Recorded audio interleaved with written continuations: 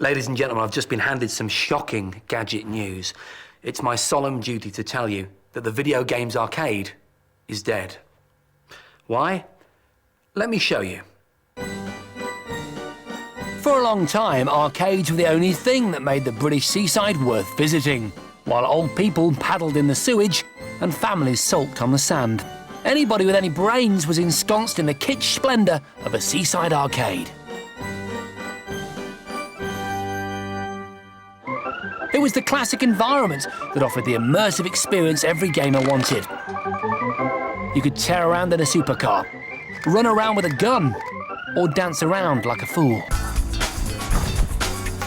Down at the arcade, the interface was everything, and that's where arcade games had the edge over the home games console. At home, all you got was a joypad. Not that there's anything wrong with these things. I mean, I've been using joypads for years. There's nothing wrong with me. The first proper joypad was Nintendo's NES controller. This changed gaming forever with its pioneering D-pad. It was the perfect interface for the new breed of 2D platform games and must be considered the granddaddy of joypads. Ow!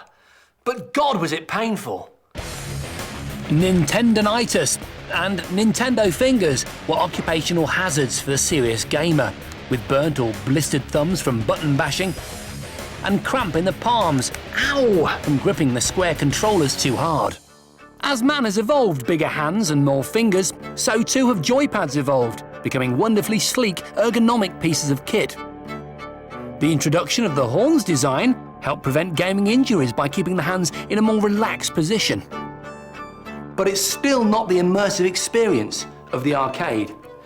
Using one of these still feels several stages removed from the game. You're never going to feel like you're driving a car or controlling an aeroplane or running around with a big gun. And that's why the arcades continued to thrive, despite consoles selling in their millions.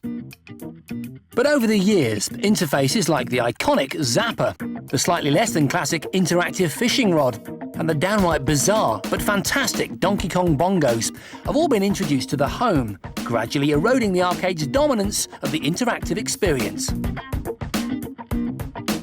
In fact, when I went to Next Fest in Chicago last year, where all the most bleeding-edge gaming technology was on show, I couldn't move for physical game interfaces.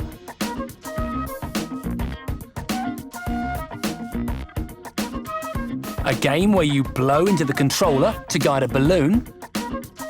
This futuristic rocking horse you actually ride through the game space. And of course, the awesome kick-ass kung fu, where you have to fight the baddies on screen for real. Of course, Next Fest was all about prototypes. However, there are a couple of devices right now that are taking gaming to the next level, using gestural recognition technology. This quiet revolution has been going on for a while now. Take the Game Track, for example. These special gloves are connected to 3D controllers, which turn your movements into the character's movements. Allow me to demonstrate. Oh, a nice little bit of chipperage. Oh, I thought I'd made it over the water. Oh, mulligan, mulligan. The iToy has almost single-handedly created a new, younger generation of PlayStation users. Essentially a webcam, it puts your image in the game and lets you control what happens on screen by jumping around like an idiot. There's even a head-tracking feature in one game. The iToy locks onto your face and you control the character on a hoverboard by moving your head and your arms. This kind of technology, available now for as little as 30 quid, has taken the novelty away from a trip to the arcade. The only downside is you need a different device for most games. Well, even that is about to change. In the battle between the next-gen consoles, we've already seen the launch of the Xbox 360, and the gadget world's already excited about Sony's PS3. But I reckon it's Nintendo's revolution that might just surprise everyone. OK, it probably won't have the best graphics, and some of its titles won't appeal to the more mature gamer. But neither Sony or Microsoft can offer you anything like Nintendo's new controller. This remote control looking thing is the controller for the Nintendo Revolution, and it's quite simply revolutionary. In fact, it's so revolutionary that Nintendo couldn't even send us one. They sent us this cardboard cutout instead. It's pathetic, isn't it, really? You know, UK's biggest technology show. We get something that looks like it's come out of a cereal packet. I quit.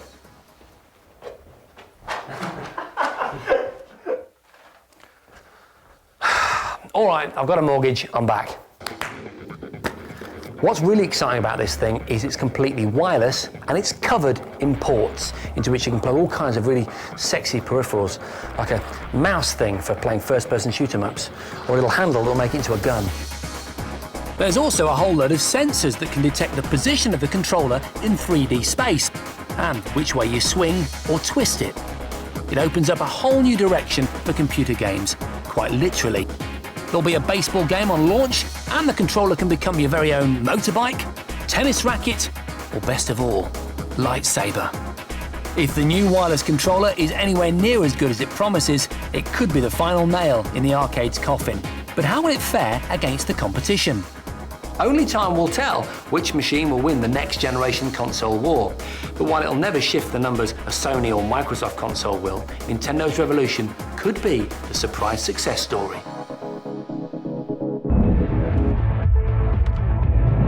And unlike most small vehicles, it's stable. This is because the back wheels tilt, not just a little, but a lot. We're looking at the bigger picture. The latest home cinema projectors go head-to-head. And great Gadget